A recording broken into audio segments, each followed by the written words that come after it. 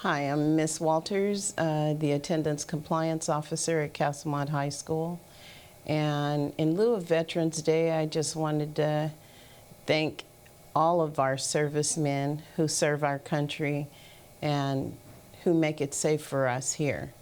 I want to thank my father in particular, who's 91 years old, who served in the Korean War and was in the Army and the Navy. He worked on missiles. But anyway, I just want to recognize Veterans Day and all the service people who make us safe. All right, Trayvon Soto Johnson here, physical education teacher, one of the best in OUSD. Want to give a shout out to all the veterans on this day in lieu of Veteran Day, for all those people that came before us, who sacrificed and did all the hard work. Whether it was easy or hard to some people, we are here. We should be appreciative. So thank you for those veterans and all those folks that did the hard work, made those sacrifices so that we can be here to live this life. We should have a gratitude attitude, and we appreciate you. Salute. Hello, my name is Daniel Silva. I work at Castlemont High School, and I just wanted to give a quick shout out to all the veterans that provide their time, their services for us to have the freedom that we have here at home. We appreciate you. We won't forget you. We don't forget you, and we hope you're doing good. Good afternoon. My name is CJ Patterson. I'm a counselor here at Castlemont High School. Before I became a counselor, I was an airman in the United States Air Force. I did about 10 years. My last rank held was Staff Sergeant, and the career was aeromedical evacuation technician. Basically, I'm a medic, and I fly around the world picking up and dropping off patients. Yeah, that's what I do. I've served for about 10 years. Started somewhere during the Desert Storm conflict, and stayed in all the way up until I think I got out about 6 months prior to 9/11. Unfortunately, I had an asthma attack about 6 months before 9/11, which unfortunately clipped my wings and made me a disabled vet. Although I stayed in for like about another year or so, I was pretty much done after that asthma attack. Veterans Day is coming up, and wow. For past veterans, it is very important that we, number one, acknowledge them. They have sacrificed a lot. A lot of folks don't understand how veterans have sacrificed so much. Of course, the ones that we see out on the street every day, some of them have lost limbs, like seriously lost limbs, like blown off their body in the middle of the battle. Some of them come back with some mental complications, definitely full-blown mental disorders. Post-traumatic stress syndrome is a big one. If you can imagine yourself being on the other side of the world, far away from home, you got gunfire over your head, you got the chances of you being killed,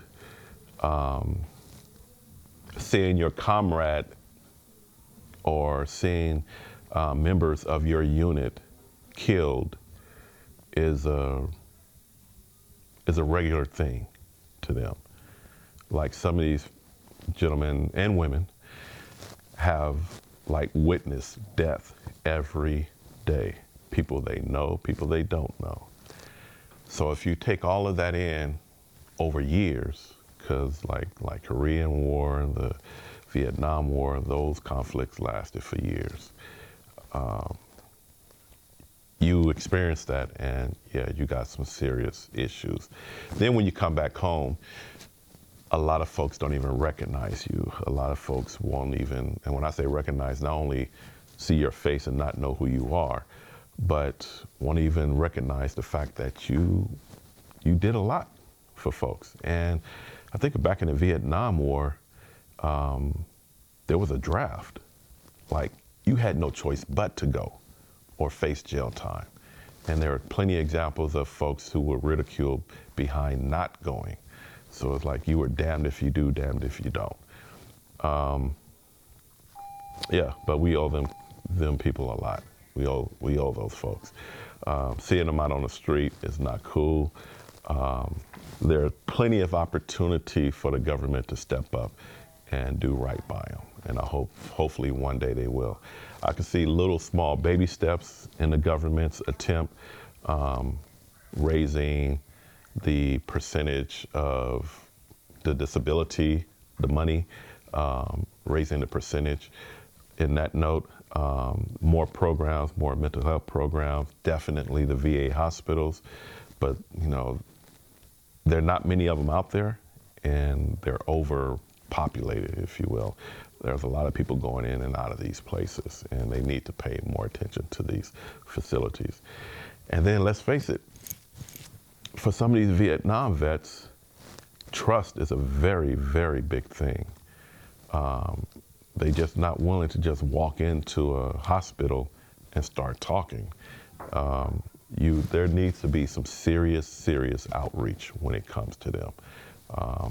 Like somebody really have to be really patient with them because they have experienced so much and so much time has lapsed to where that mental problem has had a chance to set in and really take hold of their lives. So it's going to take time to bring them out of that.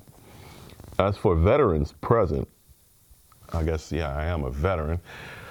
For those who are serving right now, my hats are off to you because I know you guys are going through a lot. Although we don't have any major conflicts going on, but the U.S. has a way of keeping stuff on the under. So you never know what's going on out there. I'm sure there are plenty of missions that the average civilian does not know about that's going on in the military today. I enjoyed my time in the military. I enjoyed what I do. Let's face it, not everybody can say they get up in the morning, get on a plane, have patients brought to them, and you got to take them to another city, another state, possibly even another country, and keep them alive, because I don't fly with doctors. It's just me and my nurses. And my skill level allows me to fly without nurses or doctors, just me and that person. So that means if I'm flying with you and you're on my plane and your heart stopped beating, I got to make it beat again, and I will do what's necessary to do that. So not everybody can say that they had that opportunity or they've done those things. I have been to places that don't even exist on a map. And I'm gonna just let that sink in for a minute. Meaning that some of the spots that I exist, you will never be able to find on a map. And it's a lot of fun. Flying around the world, altitudes 40, 50,000 feet, being able to see satellites as you fly, that's really wild. Experiencing different cultures, different atmospheres, yeah, not everybody can say they did that.